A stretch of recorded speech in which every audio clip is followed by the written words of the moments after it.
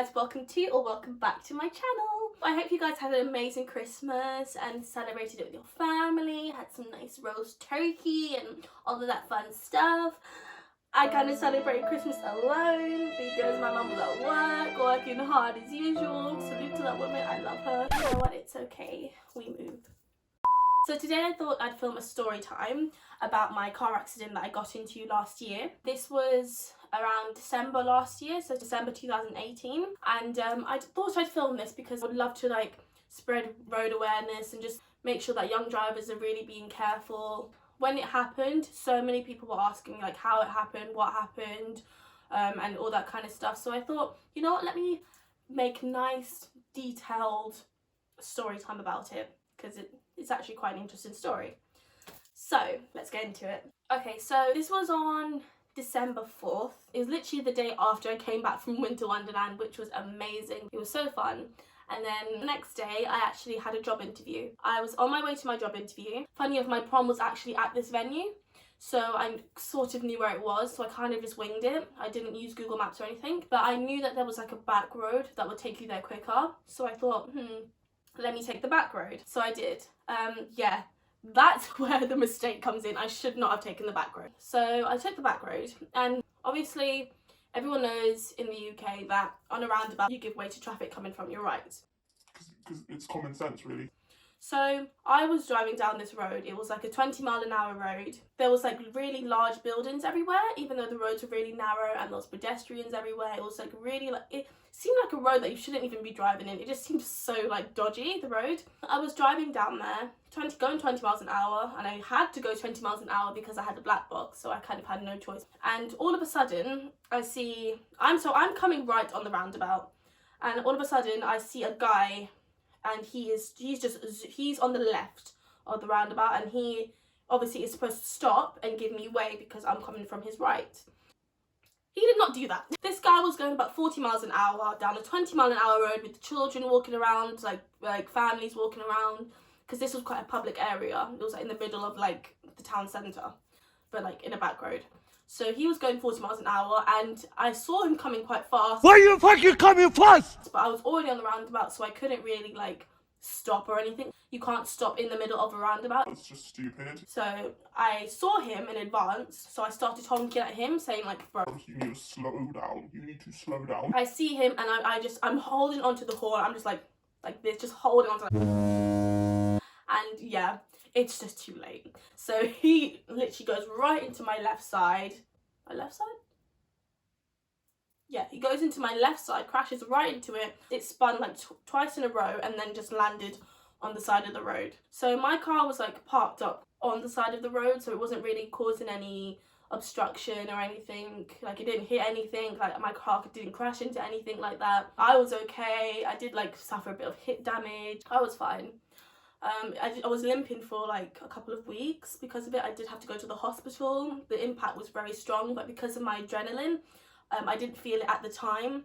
But I would say about later that night, that's when I started feeling it. I started walking around and I couldn't feel my hip properly. I was in a lot of pain. I literally had to end up going to A&E.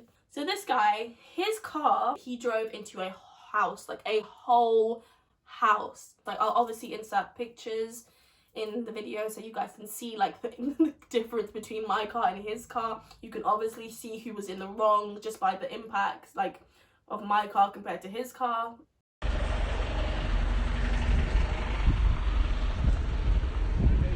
At this point, I'm just raging. I'm just not happy. I'm in a bad mood. It was raining, it was windy. Obviously it's England in December, of course it's not going to be the best weather. I was on my way to a job interview and I didn't have data, so I couldn't even message the manager to be hey, I just got into a car accident. Obviously that's nothing to worry about right then and there, but just a lot was going on. So we both come out of our cars, and I'm yelling at him. Well, not yelling at him, I'm oh my gosh, why were you not looking? I was honking at you. I wasn't screaming or yelling at him or anything. I was just more frightened because I've never been in a car accident before, and to be honest, I don't mean to float my own boat.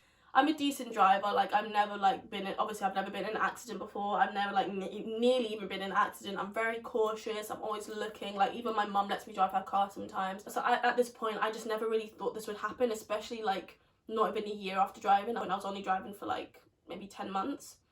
It's been nearly 2 years now I've been driving for, but So I got out the car. Obviously, I'm saying to him, why were you not looking where you're going? Like, are you kidding me? Why were you driving so fast, like on a 20-mile-an-hour road? Why were you going, like, why were you zooming? And he was like, oh, I was going to be late for work and stuff like that. But, like, why did you not stop? I'm like,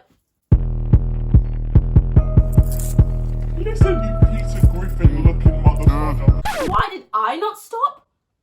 You're supposed to give way to me. You are supposed to give way to me. Okay?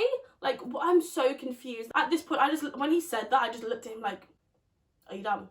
Are you okay? So yeah, he actually started having the nerve to say to me, like, why didn't you stop? So I was just triggered. At that point, that just made me really angry because I'm like, you're supposed to give way to traffic coming from your right. It was a roundabout. I was coming on your right, like from your right. You're supposed to stop. And at this point, obviously, the police were called. The police came and like had to block off like certain roads and stuff because obviously both our cars at this point were written off. Like, I don't know, I still to this day don't understand why my car got written off. If you look in the pictures, you can see that my car didn't really suffer that much damage. So I wasn't really that worried about it. So when I got the call for like, from my insurance company saying like, your car's been written off, like we can't fix it, I was so gutted because I really loved that car. And it was just, it was such a nice drive and whatnot. So I really did love it. So I was really upset when I got the call that it got written off. Obviously his car got written off. You can see in the picture, his car definitely got written off.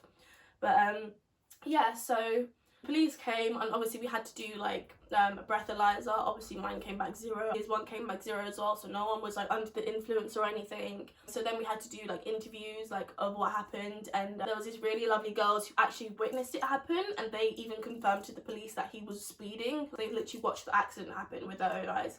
This was like 3 girls, so they stayed behind for like a whole hour, like giving statements, talking to like the insurance companies. So those girls were really sweet. So shout out to them. So yeah, at least I had 3 witnesses.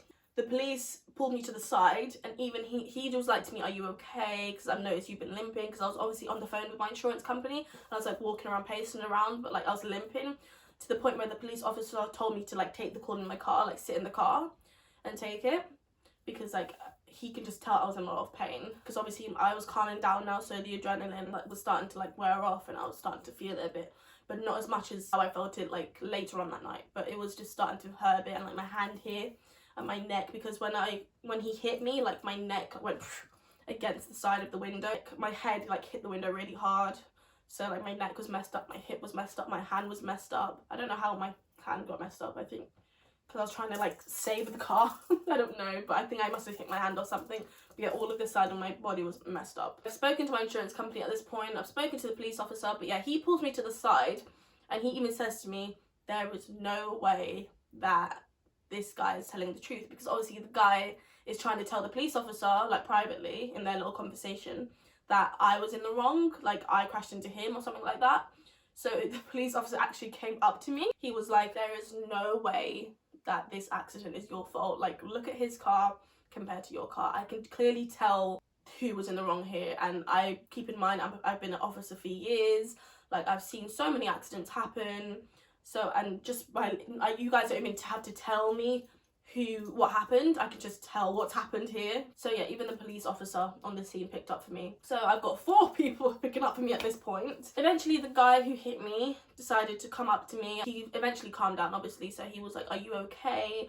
And I was like, yeah, I'm fine. Are you okay? Because I calmed down at this point as well. And he was like, yeah, I'm fine. I'm really sorry that happened. I know I was speeding. I was on my way to work and I was going to be running late. So he's actually basically just confirmed that it's his fault. He's basically just admitted it.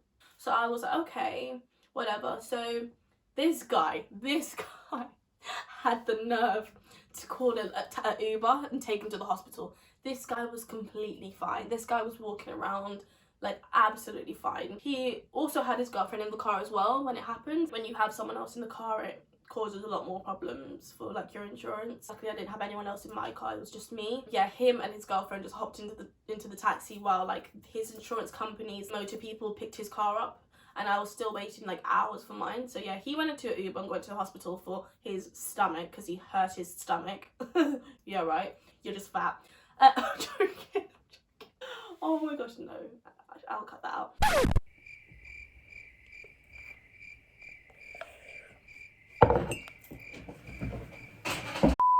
So So at this point, the police officer's gone now. Like, he's taken my statement and everything, and he's even driven off. He did try to wait for me, but I was speaking to the people from my insurance company, and they were saying like the guys who were coming to pick up your car are like stuck on the motorway, because this was like, I think it was because it was a Saturday, so the motorway was really busy. I told the police officer, just go, it's fine. So I left my car. The guy on the phone told me to just leave the keys under the car and go.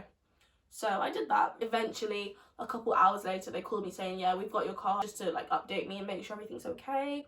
So I was like, cool, fair enough. And eventually I just got an Uber home, and I actually just went out clubbing that night. Yeah, I got my courtesy car 2 days later. That was nice. I ended up having like a courtesy car for like 2 months until I got my new car, because the insurance company were taking like 10 years to give me my money. So that's when you think the story's ended.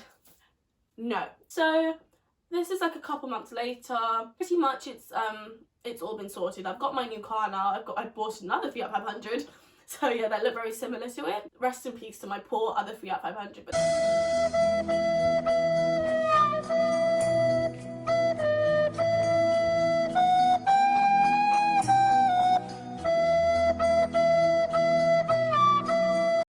But this one, the one that I have now, is a lot better. It's a party, it's a party, it's a party, it's a party. It's a bit of an upgrade. But this was probably like May. At this point I was having a really tough year. So this is 2019 now. It's fair to say that 2019 has probably been the worst year of my life. Like, it's just everything bad that could have happened, including like this car accident, which technically kind of was in like 2019. At this point I was actually a bit more chilled. Like, I woke up and I was kind of in a good mood, and I thought obviously all of this was over at this point. And I haven't heard from my insurance company in months. I haven't heard from like the guy in months. I haven't heard from like anyone like regarding the car accident. So I thought this was all over. No. And so I walked downstairs and like gone to make a cup of tea. This is where I was going through like the university thing, like getting like letters through the post about university, like acceptance letters and like free goodies and all this stuff. So I saw a big brown envelope, like a big thick brown envelope, come through my door and had my name on it. So I'm like, oh, okay, this is probably like a t-shirt from my university or something like that. I don't know. I opened the letter, guys, and you won't believe what this letter was. This was a letter from the guy I got into a car accident with, trying to sue me.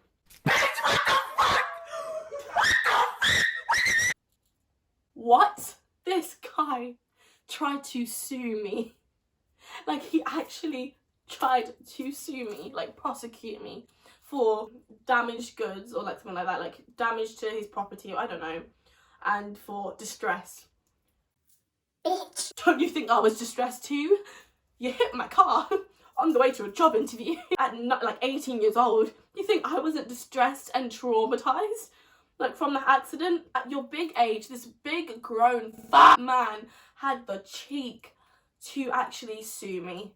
I was just crying because, like, obviously, like I said, it was such a horrible year for me. I was going through so much crap. This just topped it all off. I was like, oh my goodness, are you kidding me? I'm being sued. 19 years old and I'm being sued. Like, what the I obviously just like let my mum handle it, because my mum's really smart with that kind of stuff. She read through it and then she was just as pissed as I was. She was like, are you being serious? Like, this guy's trying to sue you. Like, are you kidding me?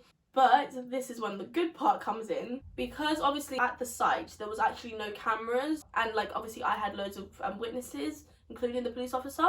So the police officer actually wrote a letter to me saying that he can't actually prosecute me because there's no evidence to show he was in the wrong, because obviously they couldn't find any like CCTV footage. I actually got a like official letter from the police saying this guy can't prosecute you. Long story short, he can't sue me because there was no evidence.